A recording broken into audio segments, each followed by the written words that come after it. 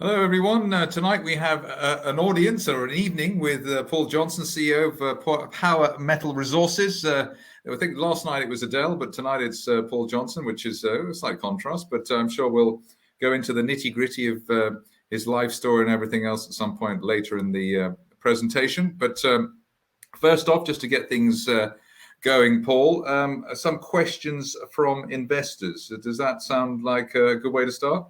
Yeah, fine.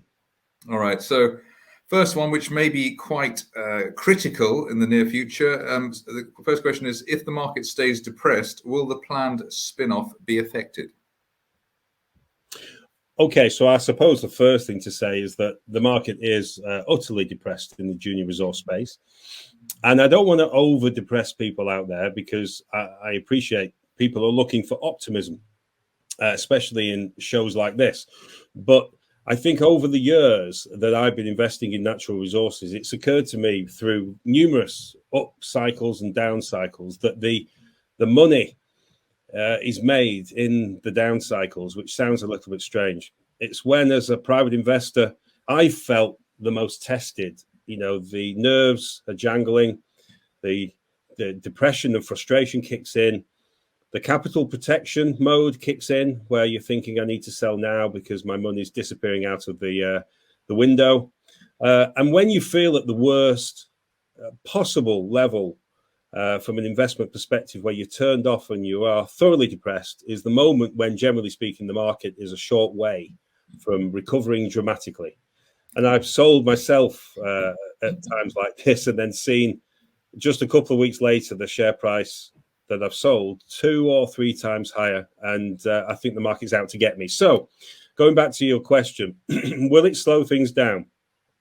Well, we are something of a steam train with our business. We've set out our strategy. People may find from time to time that they don't agree with all of our strategy, but you don't pay me as a CEO of a company to wax and wane with every trend within the market. You pay me to lay out the strategy, to push ahead and to deliver. So our primary focus is getting these spin-out IPOs done as quickly as possible. Of course, when we get to the IPO point, if the markets are in a dreadful state at that point, you may choose to slow things down. But I want to get these vehicles ready for listing, and that requires a whole heap of work to be done, and that's what we're doing right now. And we will get that work done as quickly as possible. And barring a disastrous market, we will bring these vehicles to market as soon as we can. I mean, but the question, I suppose, is why is the market depressed? I mean, we're coming out of the pandemic, allegedly. We've got a lot of inflation, which should help metals prices at least, even if, like, you know, we also have supply chain issues. So people who want metals, are being, you know, for iPhones or cars or whatever it is, they're having to pay more. Isn't that work? Wouldn't that work in your favor? Well, it does, but is it the Mark Twain comment? The market can stay irrational longer than you can stay solvent. And I think, you know, look at all the indicators, you run through them. Supply attrition, there haven't been mines or new discoveries. Mines brought online, or new discoveries made in the quantity needed for a long period of time. There hasn't been the investment in the sector. There is a dramatic amount of demand coming down the pipeline. And interestingly, the people who want to buy the metals, the governments around the world, who are trumpeting, you know, green policies, perhaps don't fully understand the lack of metals in the system to supply those, policy objectives. We've had underinvestment for years. We've got an inflationary environment. There will be a move into, hard assets, and commodities are an important constituent in that group. And we are going to see a tremendous uptick in metal prices, and we're seeing it now. And look at the price of nickel, copper, gold has had a bit of a dip, of course, very, very recently, but has been above $1,800, and silver's showing some signs of strength. Uranium, lithium, cobalt, I could go on. There is a tremendous demand coming down the road. The stocks, the metal stocks, have been declining for a long period of time and getting to almost historic levels in some cases. So we're seeing a tremendous opportunity, but there's a disconnect between that metal environment and the junior resource companies that we all know and love, or perhaps we hate at the moment. That disconnect will close. It closes either with metal prices falling dramatically or the prices of the juniors rising dramatically. And in my investing life in the junior resource space, these disconnects close rapidly and furiously. So I think it's a hang-on time, in fairness, in the space. That's what I'm doing with my portfolio of investments in junior resource companies. I'm a little bit blessed because I work so much on the power metal business. I don't have too much time to look around and to worry. But if I did worry, I'd take myself back to the numerous times in the last dozen years where we faced this situation before, and it has always come around, and it's delivered dramatic upside on the investment portfolio. And but there does seem to be a disconnect between the metals prices, which in some cases have risen very sharply, but the share prices of the companies with with those metals haven't moved. Isn't that slightly worrying or disconcerting? No, I think it's just a question of timing, to be honest. One of the challenges in our space is that you don't see too many wealthy AIM investors around. But those that you see that have big positions, if you go and ask them in their investing lives, have they been through traumas, difficult periods? Have they lost large amounts of money on the way? And almost to a person, they will say, yes, I'm sure of that. Because the process of building up your knowledge and experience in our space is quite painful. And that's the worry that I have, that people will be spooked dramatically by what's happening in some of these share prices, including my own with power. And they will go for a default to safety. They will worry about the future, sell down their positions, and then they'll be sat with that cash or, that they've got out of that disposal process, and potentially watch as the share prices rise dramatically. And they're left with that original pool of capital that they dragged out of the markets, kicking and screaming, seeing share prices run away, and they become priced out of these opportunities. I think we're facing, from my personal experience and what I see all around me right now, the most dramatic forward-looking market that I've ever experienced as an investor in the junior resource space. So if you can hang on and get through this phase, however long it lasts, whether it's another day, week, month, 3 months, whatever, I think you'll come out of the other end smiling, well, more than smiling. Okay. Second question: how does the placing fit into or shape current plans or business strategy?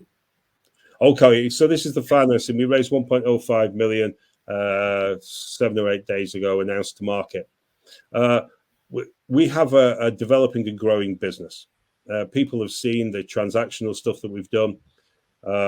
Occasionally, I see comments that suggest it may be a haphazard process that we've been through. It hasn't. It's been very carefully put together, bit of a patchwork quilt on occasions, building this business up in its various constituent parts. We've got to a point within our business where we have a number of our projects, quite a number actually, where we see dramatic potential. We get a lot more information, of course, in the heart of the business than is necessarily available at any point in time in the wider market. Specific price sensitive news is always released, but the business is much wider and more in depth on a day-to-day basis than you see in the the news releases that are published at any point in time. And we felt that we wanted to have the flexibility to expand our operational programs in certain cases, both upfront pre-discovery and also in anticipation of discovery. We felt we wanted to be able to get behind the corporate work that we're doing with the spin-out IPOs and to push them more aggressively. And the reason for that is that in the midst of an absolute crisis in the junior resource sector, which is what it feels like now, we think we're just on the cusp of a major recovery. And therefore, we need our vehicles to be ready faster. And also, we built our business in the last 3 years, mainly in the downswings in the sector. Because when things are going great guns, assets are very, very expensive and difficult to acquire. People have optimism. When things are in a tough phase, then opportunities become available. And it's important to be ready for those opportunities. And we've been working on a number of initiatives. And we want to be ready to move if we need to. And having additional capital enables us to do that. So we hadn't raised any money through a financing since July 20. That was the last time. So doing this financing, what is it, 15 or 16, 17 months later, it's been quite a long time since the last one. We raised a modest amount versus the market value of the business. It was 4.5% dilution, and it was done at the market with our warrants that was 100% premium. I've looked around recently, Zach, and I've seen numerous financings done at horrendous prices, slashing the legs away from the investors. You know, if you buy a share in Power on market, you will not wake up the next day to find a heavily discounted placing under my watch. And that's what we fulfilled when we did that raise. I would dearly have liked to have raised at a much higher level, but the markets don't deliver always what you want. But that money is really critical for us to execute on our business plan, was to do what we think we will have to do. Right, slight overlap question from somebody who's watching now, from Navjeet. I understand the benefits of IPOing assets to allow for fundraising, having the assets sitting on POW's balance sheet, but by the same token, won't the balance sheet also hold the liabilities of the IPO, negating the benefit? So I'm not quite sure if you can understand that or not. No, okay. So moving a business unit into an IPO has a cost attaching to it. There are costs of doing the IPO process itself. It depends on which market you list on, and they range to between 250,000 up all the way up to £600,000, because you have to pay for accountants, corporate advisors, lawyers, competent people, and that kind of thing. Then when you get on the market, then you're a free running vehicle. You raise your own finance, you have your own management, and you can drive that business unit forward much faster than if it's a small part of a much larger organization. And that's the aim with this, is to get these IPO vehicles running, independent, cut the umbilical, as it were, from the parent company, Power Metal Resources, have more energy devoted to them as a focused unit, more capital available, which we don't have to provide as Power Metal. Now, there is a crossover period in the middle where we need to stand behind these vehicles and to provide some finance for the early stage work required for the listing, and that's what we do. But there is a point I would like with each IPO to come out to market and announce that we have cut that umbilical. The vehicle is running separately. And the point to do that, ideally, will be after a pre-IPO fundraise, when that vehicle, not Power, to be clear, but each vehicle goes and raises some initial seed capital to pay for its own listing and to pay for the general work that company needs to do prior to getting on the market. And as each one of these announcements goes out for each of the vehicles, announcing that they are now a separate entity, self-financed, self-managed, self-driven, then it will be a great day, and people will start to see the business model coming to life. All right. Question, a sort of earlier question. The continued acquisition of more land packages has still not had a positive effect on the share price and makes some shareholders question their investment in POW. Is POW spread too thin? Yeah, that's interesting. Back in 2016, when I was CEO of Metal Tiger, we invested 150,000 in Greatland Gold, and we 0.1 pence, believe it or not. And that was the comment that stood out then. People said we were doing too much, we were investing in too many different things, albeit that was our job as an investing company. I'm an operator now in the role CEO of POW. We can not only take investments in certain things, but more importantly, we can focus in operational activities. We can build a real portfolio that we have control over, which is the key thing. I made a choice in my life when I took on this business. And this is, I suspect, probably in terms of my roles, this type of role is my last role in a public company in this way. But I made a choice that I would like to make a significant amount of money. And I could have made a significant amount of money to a degree if I just picked a vehicle and then had two or three projects in it. And then just did the normal stuff that companies do, wait for the positive cycle. And if I invested enough cash in my own company, then I could probably make a few million quid from it. But I'm not going for a few million quid in this business. I'm going for 50 million quid, 40 million quid, whatever figure you want to pick. And that requires me to make some life sacrifices along the way. It requires me to work pretty dramatic amounts of time in the business. And I'm helped now because I've got some brilliant people, many of whom are watching tonight, by the way. So I need to be careful what I say. But I have fantastic people in this business who are coming in and helping me. Serious technical people, serious managerial people, marketing people, administrative people who are helping me to build this company. And we wanted to go big with what we were doing. So have we taken on more than you would expect in this type of company? Well, yes, because the expectations in the marketplace is that we, as Power Metal, would follow what everybody else does, which is largely speaking lifestyle businesses with modest amounts of work requirements and modest portfolios. We've gone big. We've built our portfolio out far bigger than it needs to be for our vehicle. But what it enables us to do is to create spin-outs. We wouldn't have done many of these or acquired many of these projects if we didn't have the spin-out model. Because it would be too big a portfolio for one small company to hold. We'd look like the junior version of Rio Tinto. There is a limit to what one vehicle can actually work on and make significant progress in a reasonable amount of time. So we've gone for the big model. We've gone for the big portfolio. We've gone for the spin-outs creating value. We've gone for more projects than we necessarily would expect to see in a vehicle of this type. Even after all of our 4 disposal spin-outs are done, our business still has 11 projects spread over 3 continents, covering 8 commodities.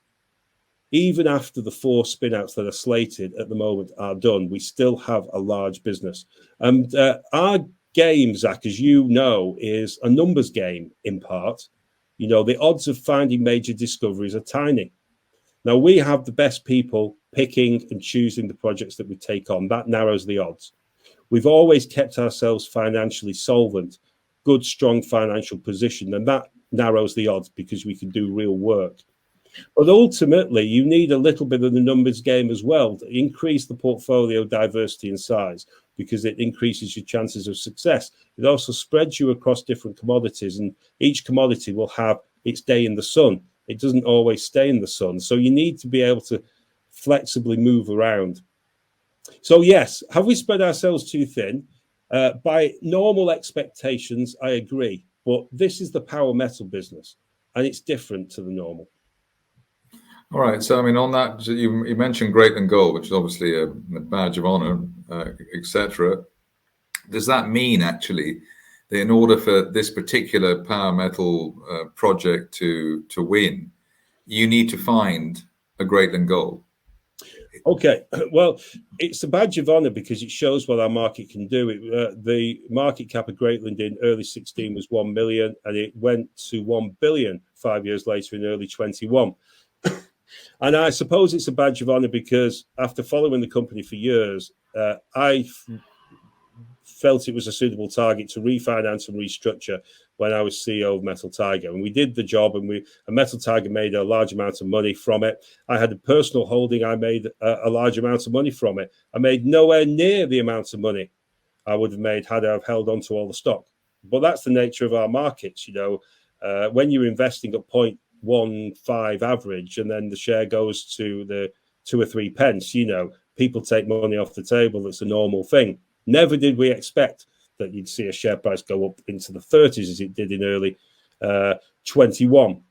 What was important at that point in 16, Greatland Gold was not loved, surprisingly. It had quite a few years on the market where people almost despised it. And we had to not just refinance, we had to restructure, bring in a management team.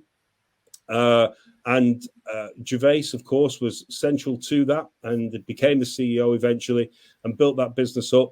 Javier on as a project was just, I think, coming in as Andrew Bell, who was on the board as well, and I were stepping off.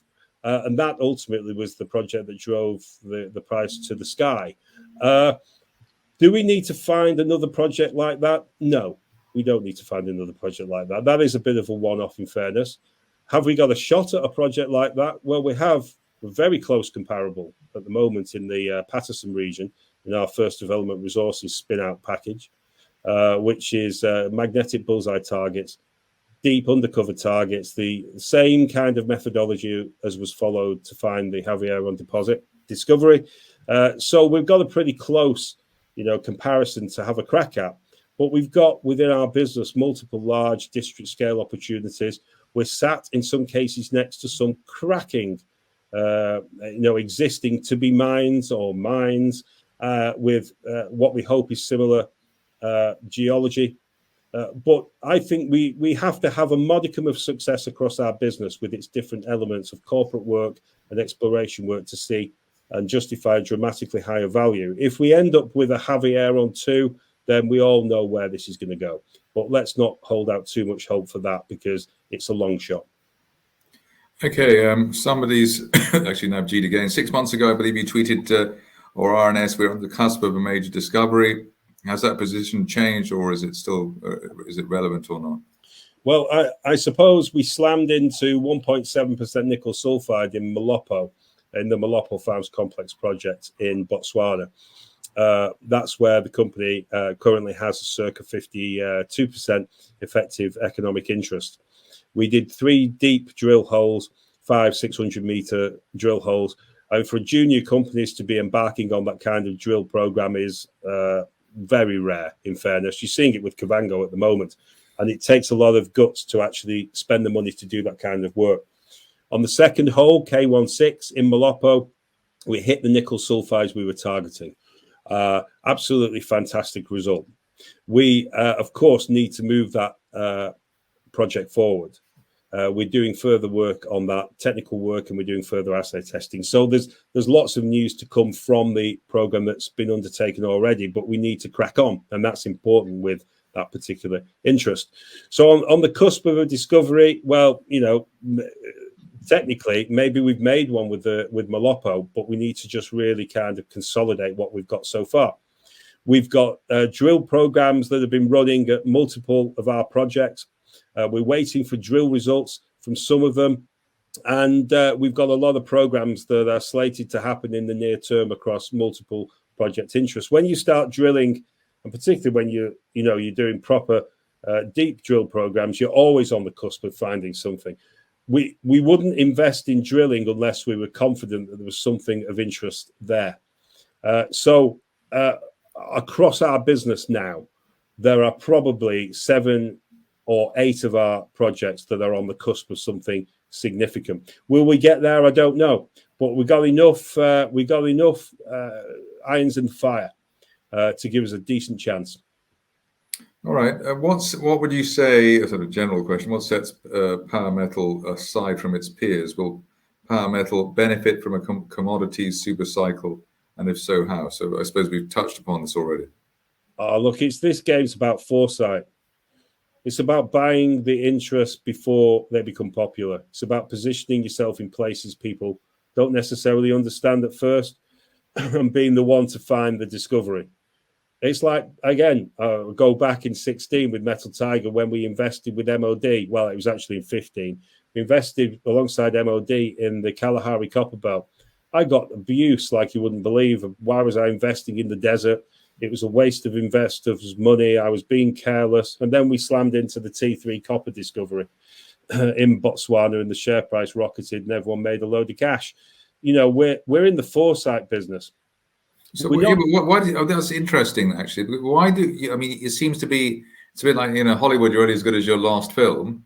In the mining industry, you're only as good as your next discovery. I mean, it doesn't matter. You could have just turned up from being a bus driver and just turn up and say, I'm Paul, I'm CEO of this mining company, and you'd have as much. You'd probably be more popular. So why is that? Why is there that kickback and knockback, and as if you haven't done anything before or you failed before? I think because we're such a violently cyclical market that people get taken through a whole heap of emotions, and the memories are quite short. It works the other way as well. When we lift off in this space, and we will really lift off, and I'm sure Power will lift off with the market as with all the other shares. And when that happens, within 3 months, then the pain and the discomfort will be forgotten. People, if they see the share prices go up 3-4 times, they won't be talking about how difficult it was. excuse me, in November. They'll be talking about how much money they're going to make. And in our case, and it's probably right, actually, Zach, you're only as good as your next discovery, because the chance of making a discovery is so damn low. And most of the companies in our space across the world have no desire to go and drill projects, because a drill program can kill a fantastic exploration project overnight. If you don't get what you're looking for.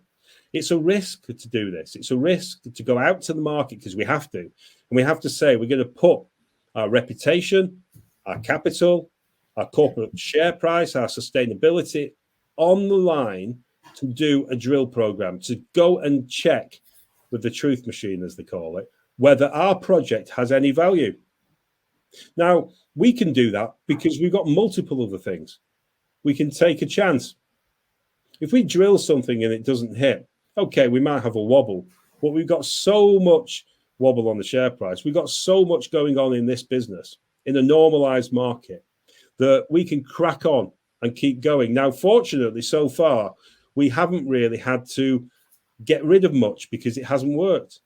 We've walked away from the Ivory Coast project that were one of the original Legacy 3. We stopped investing in the Cameroon projects. Again, another of the Legacy 3 from back in 2019 when we took control of the company. But we carried on with the DRC, which is the only original project. But people, I think, understand how much risk is involved in this. And whatever directors tell you, including me, about how optimistic they are, the odds are shockingly low that you will find a discovery. So I believe that what directors need to do is to reduce those odds as best they can with diversification, proper people on board, analysing projects and making sure you're not taking pups into the business, doing proper work, building up your know-how and knowledge. And, we've got so many projects. We've been progressing them, pretty much them all, even the Alamo project, which has been quiet for some time. We've had some permitting delays there. We were able to crack on with that and announce that to market. We're pushing them all forward. We're pushing them towards those discoveries. I don't know how many will yield a discovery, if any, but I'm confident that we've got within our stable of opportunities at the moment a number of pretty red hot possibilities. And what's your favorite of those red hot possibilities? Yeah, it's a question I get asked a lot. It's difficult.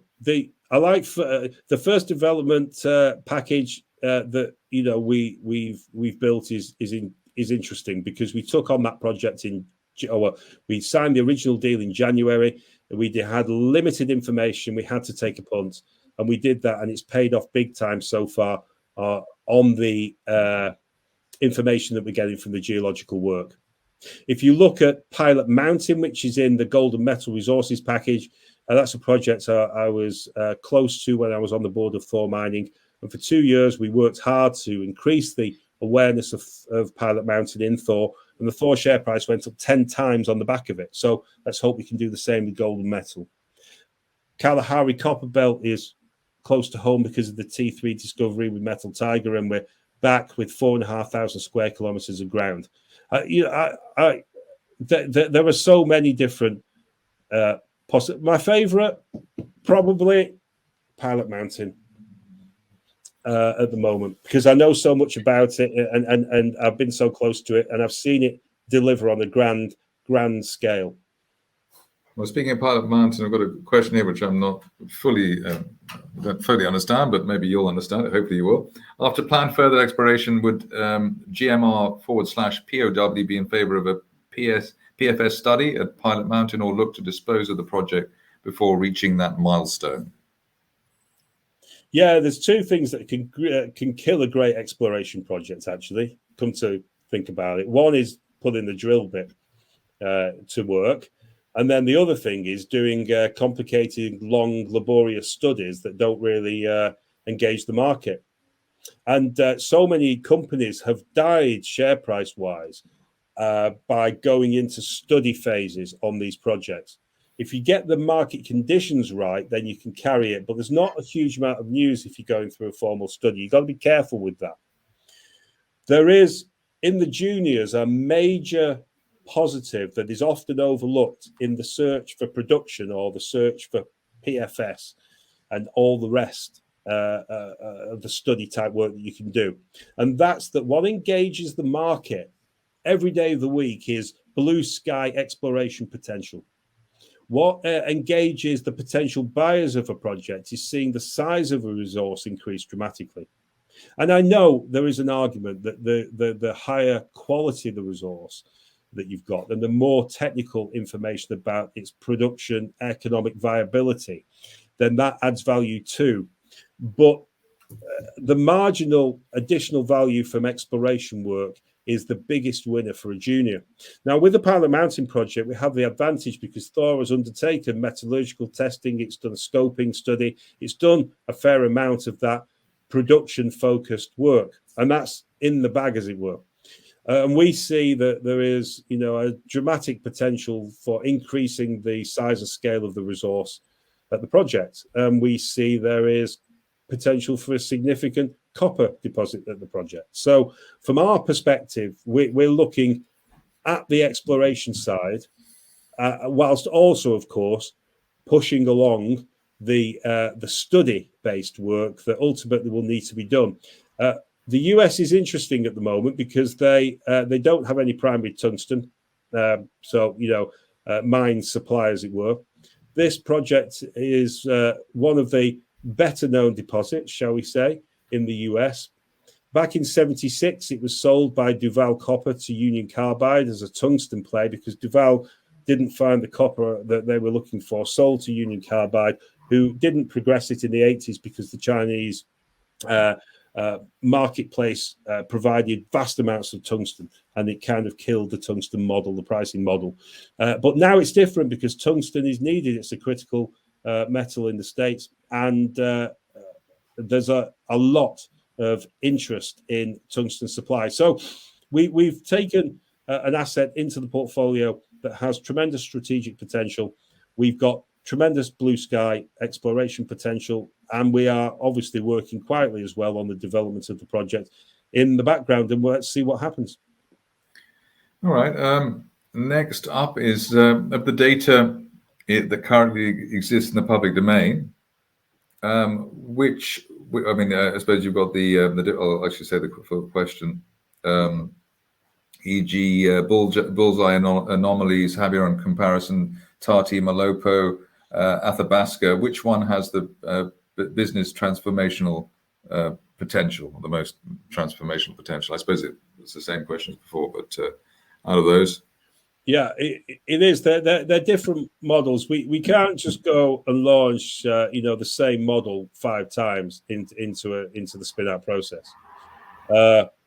Each of them are different. New Ballarat Gold Corporation, where we have 49.9%, shared with Red Rock on 50.1%, is 2,334 square kilometres of ground in Victoria. A massive land holding. If you look at the big value plays in Victoria, over the last couple of years, they've all been based on big strategic land holdings, and we've got one of the biggest in that package. And there's a team on the ground that are doing lots of exploration work. We have 8 p.m. Monday evening meetings with them, and we find out what's been going on.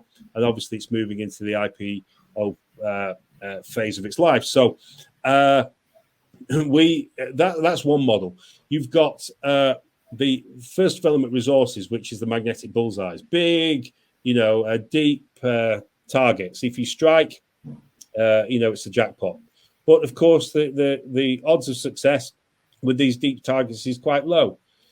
So the risk is high, but the reward is massive. And then you have GMR, which has an established JORC compliant resource in Pilot Mountain project, and which we think can be significantly increased, but it's a secure asset that has blue sky potential. It's a bit unusual.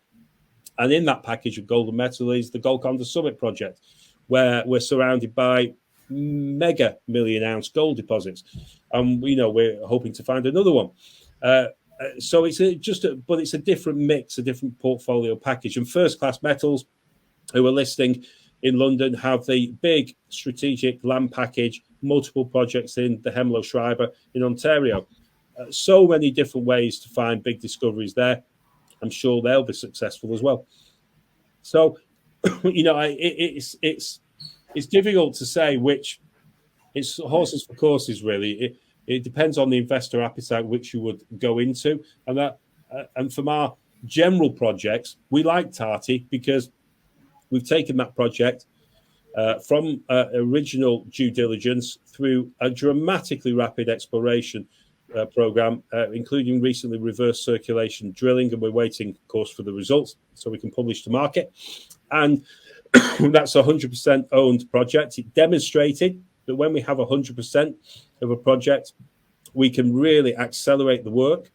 And that's what we've done with Tati. So it is a bit of a favourite for us because we really pushed it through the process very quickly. This is, it's as someone said, is it the right word? A cornucopia of different opportunities in the business. That's a big word.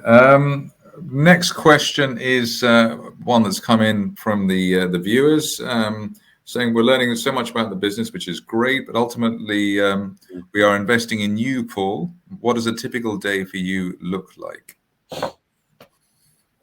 Right. I use Sleep Cycle because my wife tells me I snore all the time. And I have to say, it's absolutely true.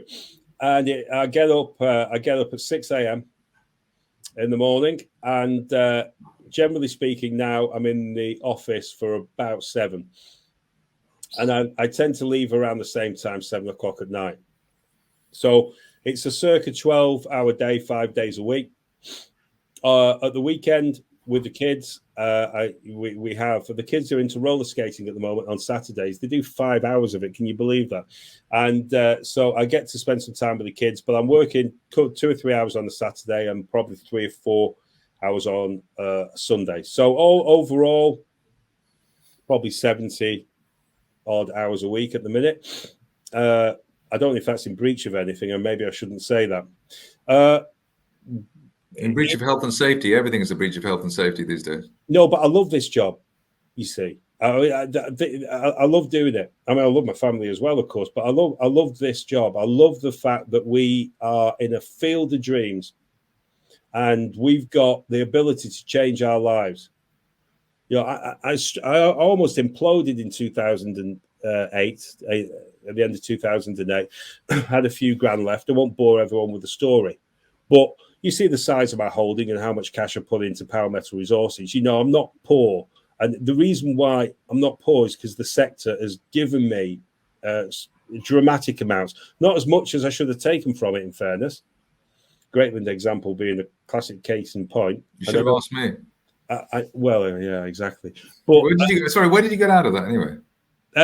I've still got shares in Greatland, but I got out a lot of my position. I actually had quite a tough spell in when summer 2017, and I needed some cash. So I was looking back at the contract notes a couple of years ago, and I was seeing trades going out, a little bit of stock going out at 0.6 or something. I can't remember the exact figure, but a lot of the stock went out in the 2s because at that point I'd gone from I'd probably made, you know, at that point 1 million quid. I can't remember the exact figure.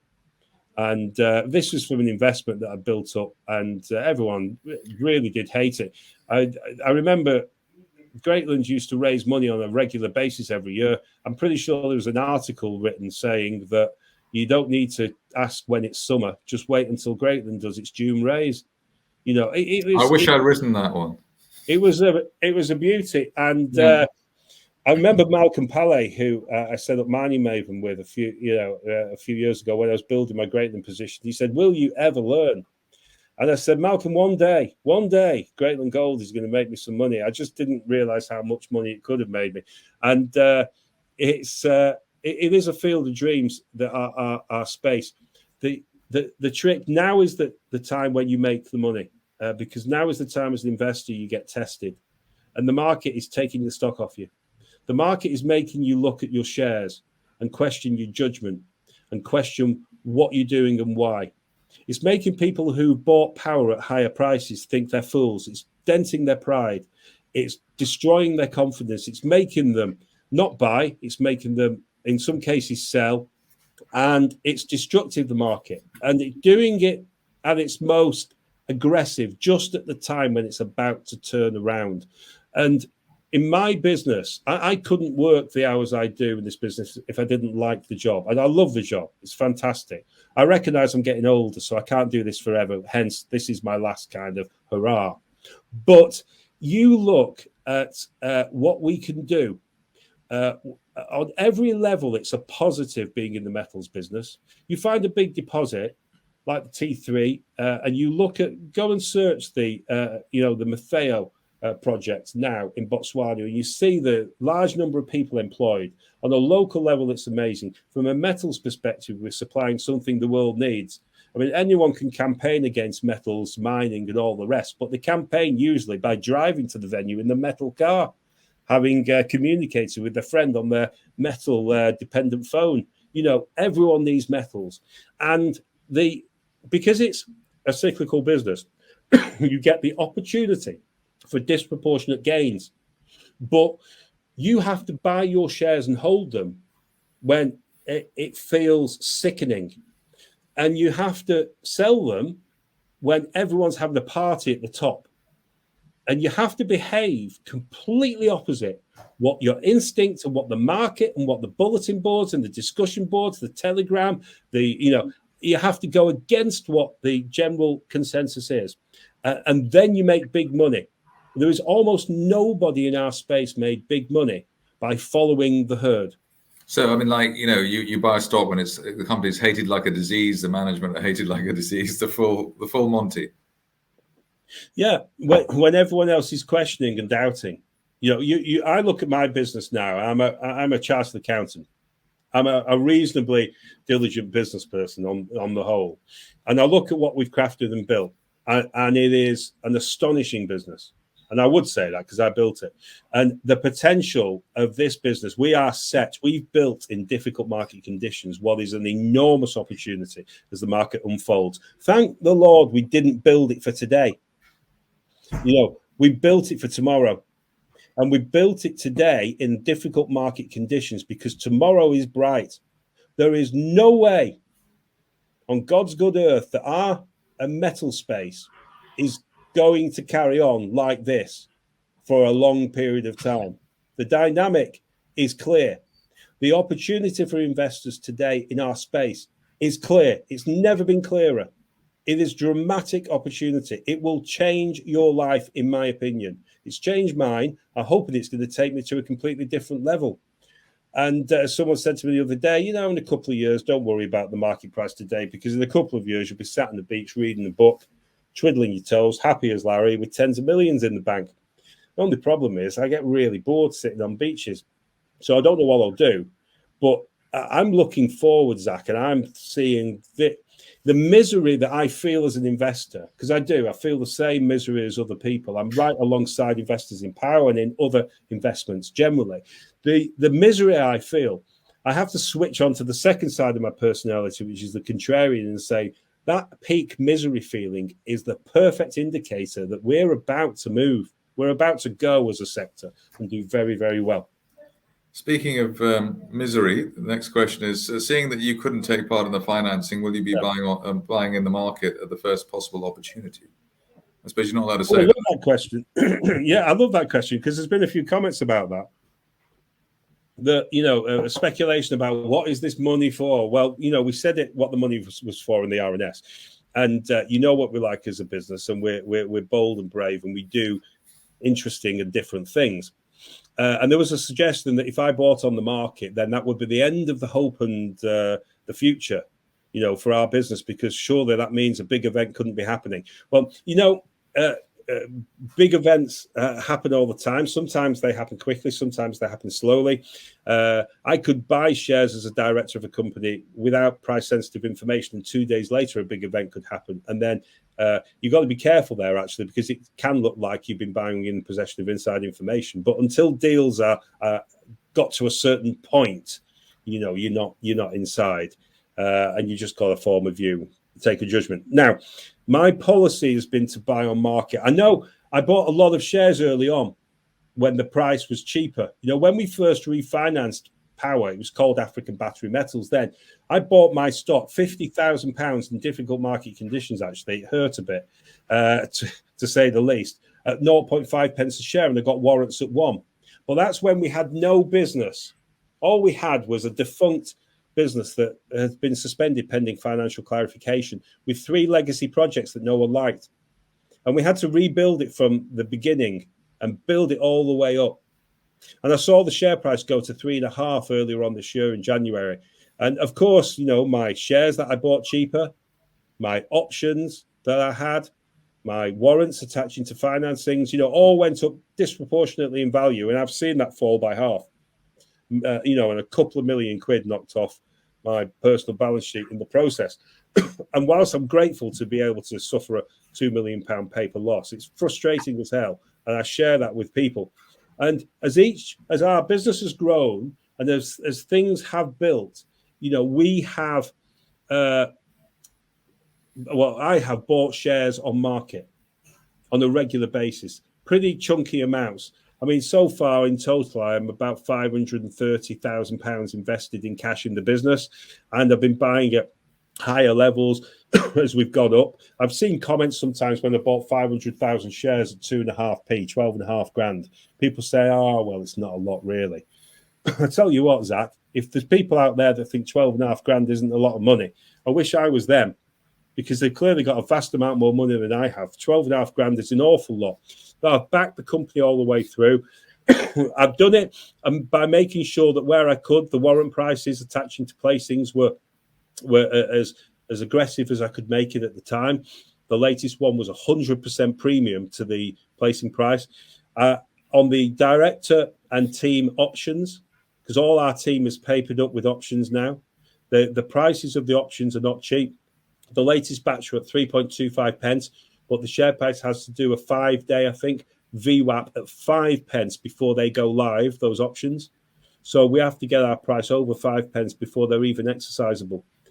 So we've always pushed and been challenging. So, yeah, I think buying on market is something I've always liked to do, and I don't think it's going to change. Somebody rather nosy is asking what's your average buy price in Power Metal.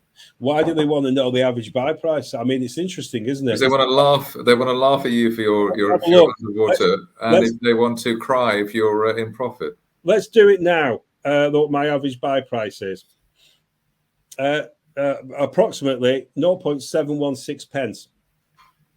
Nice. So on the principle there, I've got that price because I bought a lot of the stock as the business is growing and developing, and it had nothing to market itself on apart from a bit of ambition, a bit of drive and determination, and a seed of a business, because that's all it was back in Feb 19. Alongside that ambition, we had the shell. Effectively, we had the vehicle. We were ready to go. We had a few legacy projects, and we had to build. And I bought all the way up. And I don't feel any shame in making money off my own investment. I can't actually sell it, you know, because if I sold shares, then the whole world would fall apart. But it demonstrates that I've been able to build up, you know, the value of my investment in Pow. And as shareholders, you want me to do incredibly well. I've not just got shares, by the way, just to be clear. I've got a circa 60 million options and warrants. A lot of them are at much higher prices than the current, you know, price today. My next batch of warrants are due up in mid-December, 6.25 million at 0.7 pence. We've almost burnt out the 0.7 pence warrants, and the next set are, you know, middle of next year at 0.75. But we've dramatically consumed our warrant bank, and it's significantly less than where we started. And that warrant money has been ploughed into our business in taking our business forward. You know, we've kept pretty much tightly around the 2 to 2.6 million level on our finance, our working capital over the course of 2021, which means that the millions of pounds that have flowed in from warrant conversions have been applied on a regular basis into our business. We're not sat there building up the cash, paying vast salaries, and then being very comfortable. We're deploying aggressively as the business generates capital. All right. Just maybe a final question, or near to final question. Somebody said, "What do you think of the?"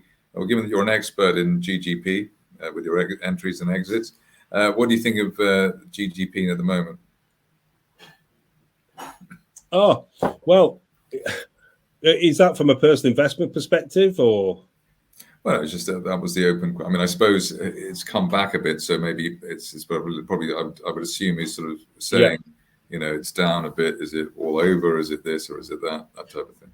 Well, unfortunately, you're not going to get me to be hyper positive about any other share than my own, and neither are you going to get me to slag off any other share than my own. But I will say, from my perspective, I've always believed, from a personal investment perspective and from a corporate managerial perspective, that you buy into opportunities and you stand your biggest potential returns, or to make your biggest potential returns, when you buy into opportunities that are not loved, not adored, not followed heavily, not high value, and have the potential to go up disproportionately. Now, I am one investor. I like the blue sky. I like when we've taken on a project thinking what it could become and how much it could be worth. I'm not into the higher value propositions generally. They don't excite me. I think they provide a degree of additional stability, of course. The Javieron project in GGP has given that vehicle a dramatic amount of underpin. But I'm looking at the upside, and I'm prepared to take the risk corporately and personally on buying into propositions that have that explosive upside potential. Because that's, in our space, in the stock market in today's world, there's so many risks flying around, and we've seen some bizarre stuff happen, in the last few years that you never really know. So if you're going to put your money into propositions, you might as well go for the blue sky. And what do you think will be the turnaround, or, the trigger for like the big whoosh in POW shares, from 1.5 to 5 or 6 or 10 or whatever it is? Is it a discovery? Is it the overall environment? What is it? You resigning? What would it be? I used to sit and talk a lot with Terry Grammer, who sadly passed away last year. And he was the chairman of Metal Tiger, and he, when we found the T3 discovery, and he told me a story about it was based around the principle of the speed at which the market turns, and how he was involved in the financing, and they had to raise, I don't know, a couple of million Aussie dollars, and they suspended the stock in Australia they have a 3-day suspension in Australia when you're financing, and they got to day 2 and they raised, out of the 2 million, they were struggling to get 500,000 together. And then the market turned in 24 hours. And at the end of the 3rd day, they had 2.5-3 million. They'd gone over their target level. And it literally switched in 24 hours.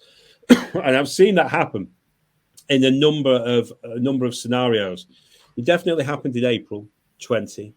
After the COVID kind of lockdowns, when everyone was worried about this event happening, the event happened, and all of a sudden we're all kind of sat at home, and there was a switch around in April. I've seen it happen in individual stocks when all of a sudden the enthusiasm just returns, and there's no apparent reason why.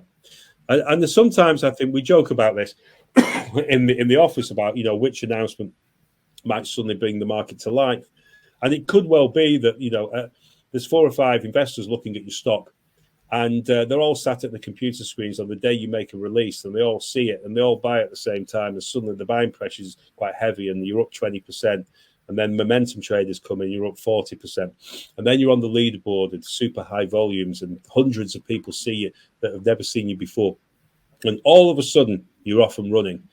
There's nothing that encourages volume than volume, and our job from a marketing perspective is to follow the 3-step. First of all, awareness. Always build awareness as much as you can. That's what I've done in all my vehicles. You build the awareness, get on people's monitors, even if they're criticizing you. And lots of people are having a go at us at the moment, which I understand, and we have to take those belly punches. But build awareness, get the volume, build the volume up in the stock so it's trading more. Now, it might be in very difficult markets, it's only a few million shares a day, every day, but get the volume up because that's key. And then eventually, if you're doing good things, the price will go as well. And the market will come to you. And that's the game we're playing at the moment, is keeping going, keeping focused. We've got a great team. I have to, I feel for the team to a degree because they see what's written about the company. They see what's, the general sentiment out there.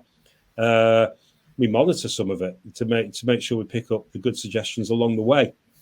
And on occasions they must wonder, and if you they are watching now, will Power Metal Resources come to life?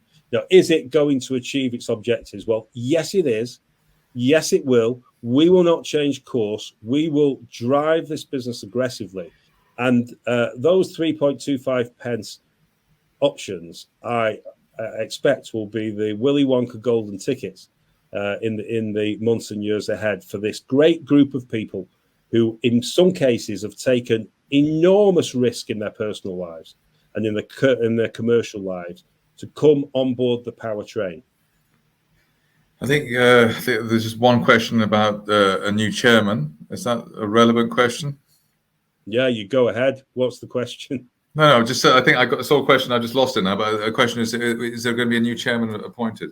Is that relevant, or is that totally? No, it's absolutely fine. We're getting we're growing as a business, and we need to make sure that we have the best people in the roles going forward. So recruits into the role of chairman will be the best person for the job. We also need to expand a little bit, and we need to look at strengthening the board and looking at the size of the board, because as a business we're diverse, growing. There's huge demands on us, and there's an important requirement in the market now for independent non-exec directors and truly independent non-exec directors. So we're looking at that as well. Just to demonstrate our commitment to growing the business in a professional manner, we've taken on a number of people, with geological skills, administrative skills, managerial skills, communication skills. One important role that we've just taken someone on to do is as commercial manager to build our database of information, and we've got a database of information. We need to manage that and make sure it's coordinated effectively. We're building a database of all our licenses with automated renewal procedures and prompts. We're building a database of all of our corporates. We have numerous corporate vehicles. I'm going to put the company structure up on the website soon so people can see what we built as a business. We're operational across multiple jurisdictions, and each of them has discrete requirements if you're running a company in their jurisdiction. And so we've got somebody full-time to manage our information and our compliance and management of our licenses and our corporates. Board is vital for us to get that right, and we will get that right. And we will create the board for the next stage of this company's growth, which is, I believe, to dramatically more successful levels than we've been so far. And yes, that includes, in my view, share price, and a board that the market can have confidence in, and the larger investors who place their trust in us by buying shares can have confidence in. Okay, well, I think we've run through everything. I think you've been very honest and open as usual, Paul. I was going to ask you how much you would have made if you sold all your Greatland out at 38p, but maybe that's you don't want to talk about other companies, do you? Really? So that's that. If I'd have kept every single instrument I had in Greatland Gold all the way through and not had to sell at any point, I would have made the princely sum of 47 or so million pounds. Wow. Okay. Actually, that's not true. It's over 50. But that just demonstrates, what potential we have as a business. That something so not liked, shall we say, because hated is a tough word, not liked, could actually rise so dramatically into the level of market cap that it's almost impossible to fathom.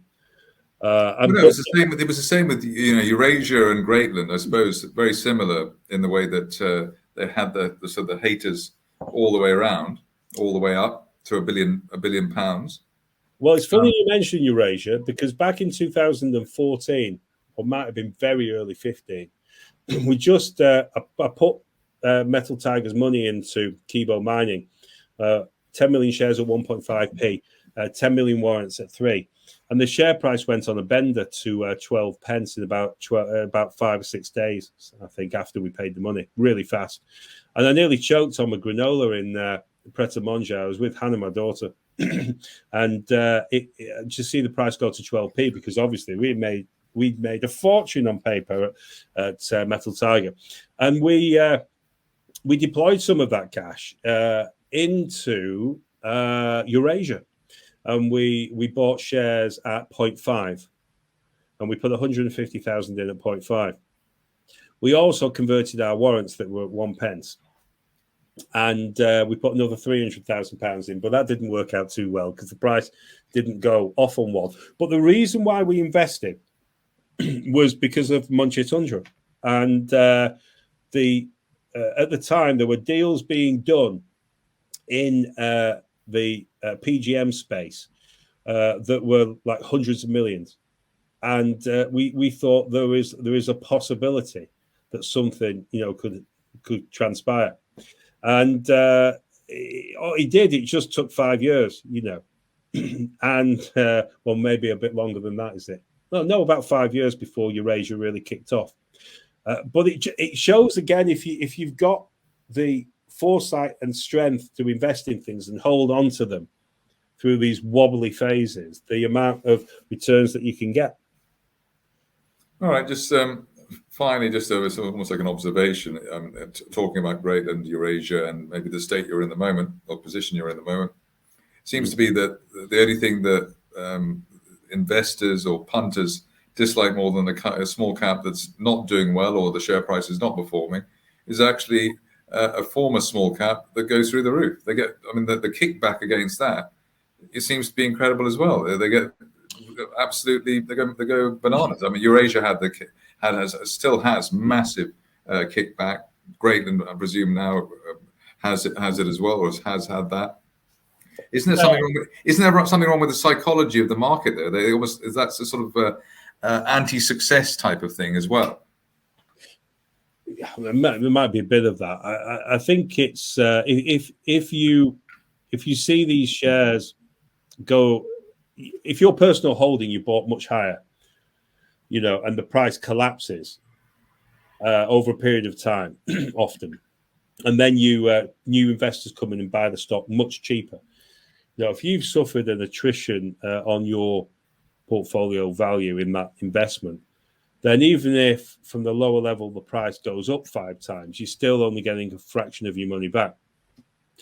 And I think there's an element of that in the people get a bit frustrated when they see an investment that they believed in previously, that they've lost a lot of money in, that other investors have come in at cheaper prices, been able to buy and build a position, and then make a lot of money off a rising price, whereas they will never do that because they're so underwater. Now, of course, you can average down is the common phrase, isn't it? And that's a difficult and dangerous thing to do in many investments. But it is an investment strategy. If fundamentally the company that you bought at higher levels has fallen in price, the business is the same as it was before or better, there's been no fundamental change in that business or its plans operationally or strategically, then, if it's fallen in price by 50%, it's 50% cheaper. It's not the most pleasant experience to buy an average down, but occasionally it's justified because the fundamentals of the business are exactly the same. It's just cheaper. The famous quote, well, famous to me anyway, for one of the investors, thank you, David, for this, by the way, is that the stock market is the only place where people buy less in a sale. Yes, exactly. It's true. Well, on that note, Paul Johnson, CEO of POW Metal Resources, thank you very much indeed. But maybe it was a bit serious tonight, but I suppose we're in a serious type of situation at the moment, so no frivolity this time. Maybe we can be more light-hearted on the next occasion. Give it a few weeks. All right, okay. Thank you, Paul. Cheers. And thanks to everybody for asking the questions as well.